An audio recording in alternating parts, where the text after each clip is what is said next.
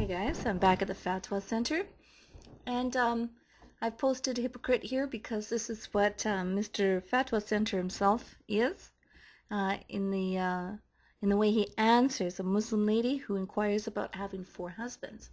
So let's check out the question and the answer here from the FAtwA Center. Okay, see if we can get some more jokes and laughs from this site. This one might leave some people a little bit angry, especially women, but okay, here we go. This is actually from 2004. It's an older one. And the question she asks, according to Islam, women cannot marry more than one male, as when we will not know who the father is, but today we can know who the father is by DNA testing. So how can we answer this question if posed by a non-Muslim? And so I'm greatly, pleased that she's having non-Muslims ask her questions. She doesn't know how to answer them, so she's turned to the FAtwA Center.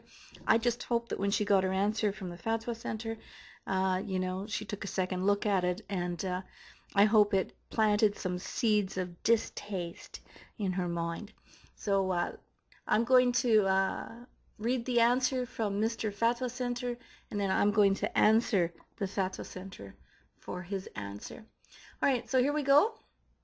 He answers, you have to know that Islam prohibits a woman to marry more than one man. This is not just to protect the progeny, but for many other wisdoms.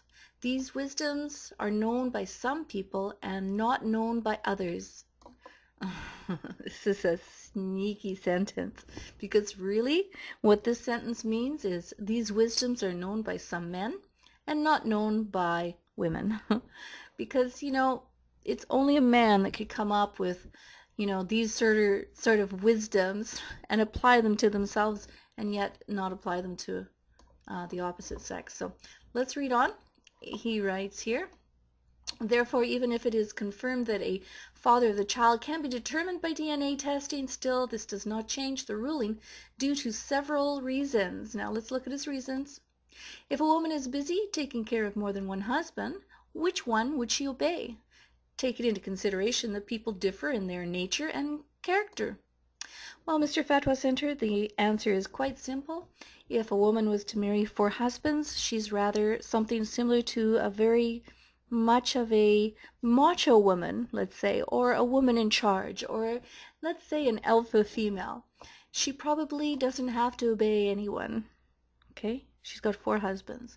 Or, on a gentler side, we can just say that when each husband is in their own home, she can visit each one in his time, on his turn, during his hour, and she can obey him then.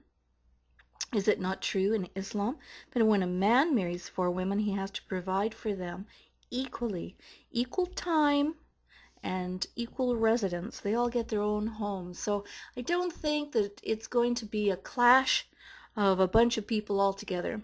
All right, we're not talking about, a commune here. We're talking about individual residences, and I'm sure the same would apply for Muslim women marrying 4 men.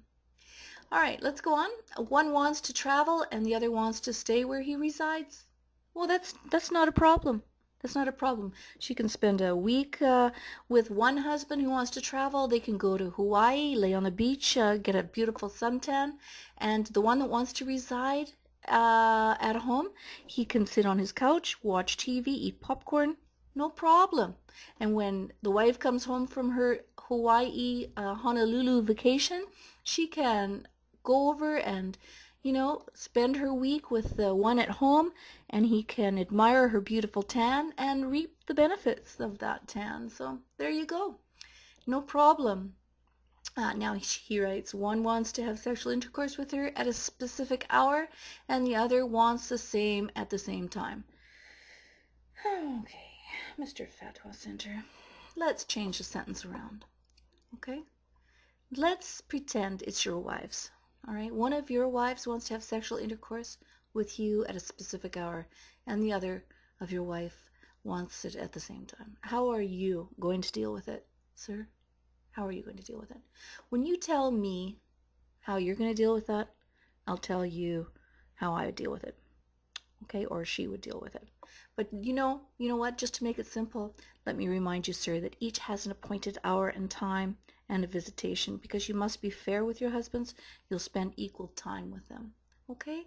So they don't get it all at once. This is not an orgy situation. I don't know where your mind is. All right, let's read on. One wants hot food, the other wants cold. Okay. So you go over and you spend your, night with one husband, and you ask him, hey honey, what do you want for dinner? And he'll say, I want some hot food. She'll say, coming right up.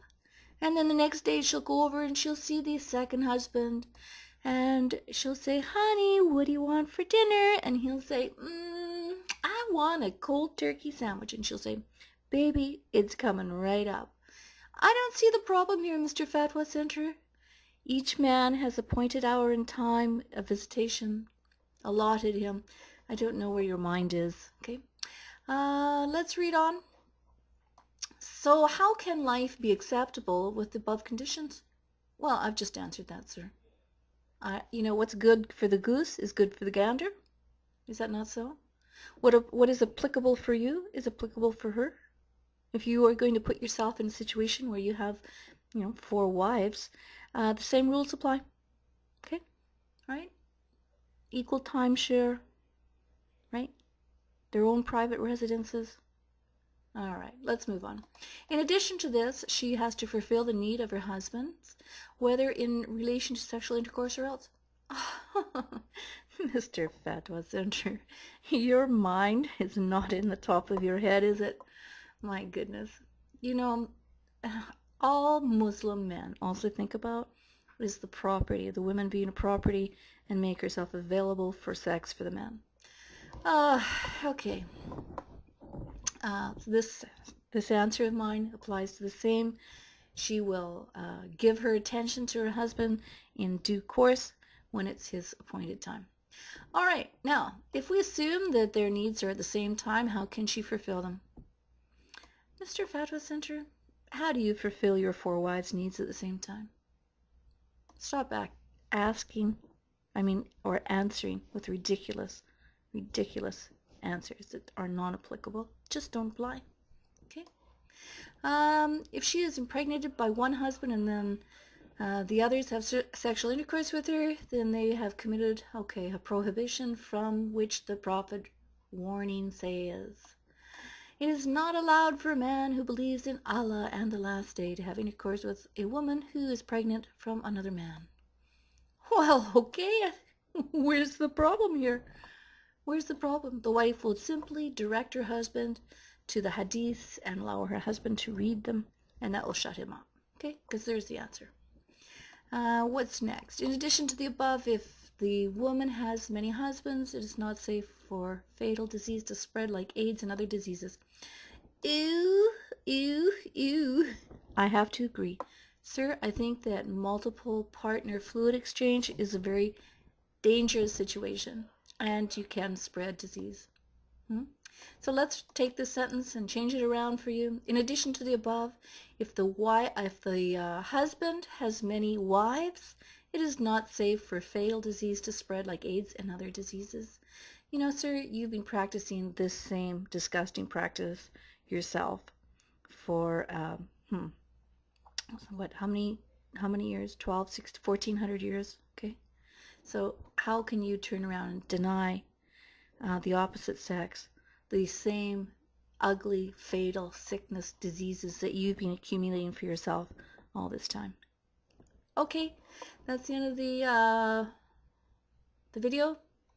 Obviously, we can see that Islam is a man-made religion for men, and Mr. FAtwA Center, he's a perfect example of a perfect macho Muslim male. See you guys later.